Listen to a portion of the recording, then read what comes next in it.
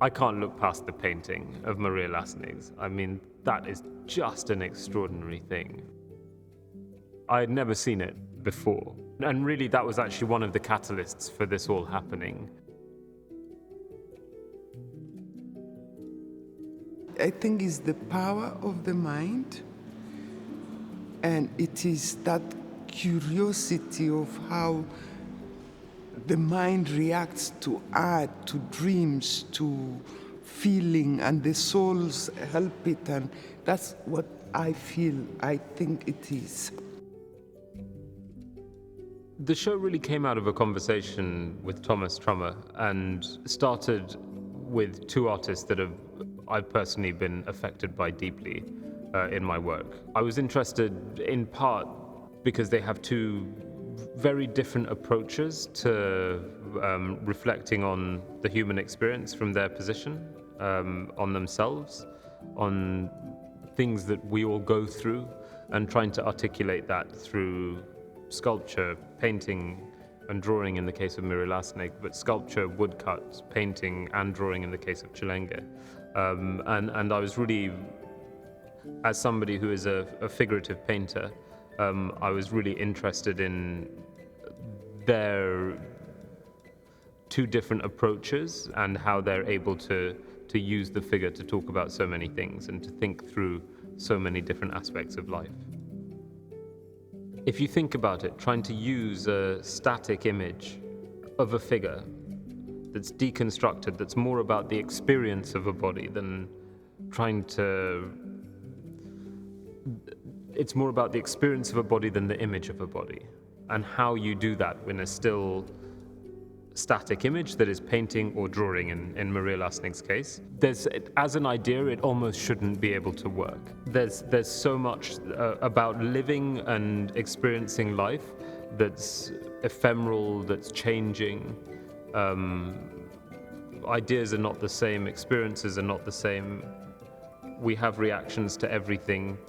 And for me, I had never come across an artist that was exploring her own self through image and through painting and with painting in the way that Maria Lassnig did. And I still find them extraordinary paintings and images. They're still radical, they're still wild things to try and contend with, that are extremely powerful and deeply moving.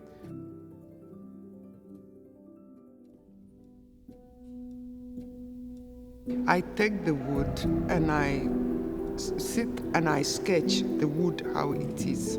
I give it the shape and then I go around it, sketching and sketching. Every work that I do now get 4 sketches as it's standing like. Then I turn it upside down and again I begin sketching. I begin sketching until what I was looking for, and it's connected to what I was thinking or what I've been feeling, or comes together.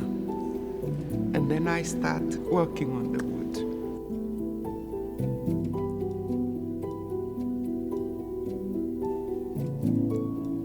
It's called Prout Saying. The thing I like about it is I can rework it. If you wet it, it comes back alive again. It's not dry forever. And so it's just very practical because of how I work. I like coming back to things, even if they're relatively quick drawings. Sometimes I like coming and adding. So just on a practical level, it was a material that I get on well with. I never think of my drawings as works of art, they're just ideas. They're ideas that I want to put down so I don't forget, and so I can give form to an idea. But then there's also a painting of mine in the exhibition, which is a more comprehensive. It's more than just, not just an idea, but it's more. It's a more kind of developed image and way of working, making a painting.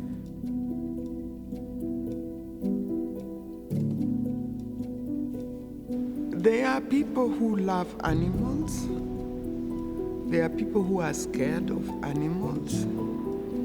And for no apparent reason, they are just scared. And it's not their fault. we are all very different.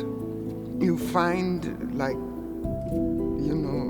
even breaking a plant, just break it for the sake of breaking it. They also have feelings. They want to be nurtured, and it's just a plant with a leaf or a branch, just breaking for the sake of breaking. For me, I think they have a life too, and they want to be nurtured. And so it's the same as that. As you see a gorilla, it can be a plant, it can be a child, it can be, whatever in life. Saying, also accept me as, I just want to be your friend. In a way, I feel like all the animals in the exhibition are ways of exploring an aspect of people. Like, I don't feel like they're necessarily portraits of animals as such. And that is something that I was drawn to in both artists.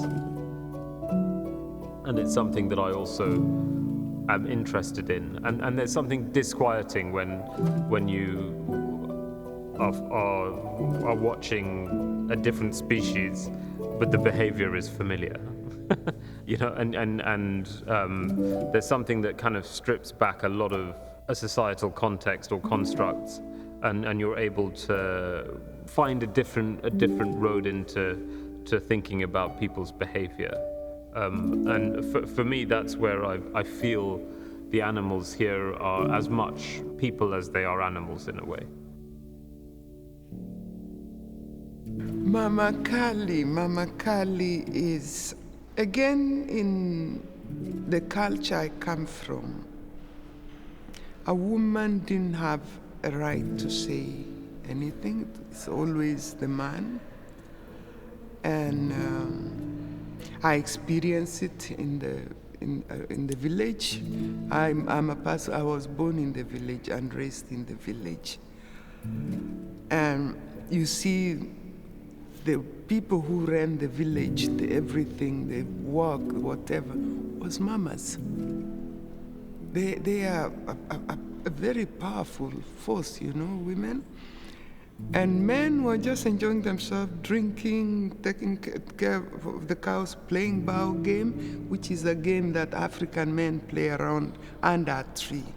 And so, yeah, in a way I was thinking, what about if women rise up and say, this is not the way we want to be treated. We also have a right. We also have, it can mean that. It can also mean something you want to get it off your system, out of your head, Stand on your own 2 feet. That's what I'm trying to mean. It was very powerful. I remember also when I was doing it, that feeling, because it has really to be part of you. It has to come from deep inside. There's no halfway. There's no halfway. I was interested in, as a figurative painter, and I'm always interested in how you use the figure to explore experience and life and ideas and thoughts and things that are a bit more ephemeral and harder to articulate, and things that are the exact opposite and that are much more literal and maybe particular narratives. And for me, there's something about narrative where I feel narrative breaks down at some point, and that's something I'm interested in.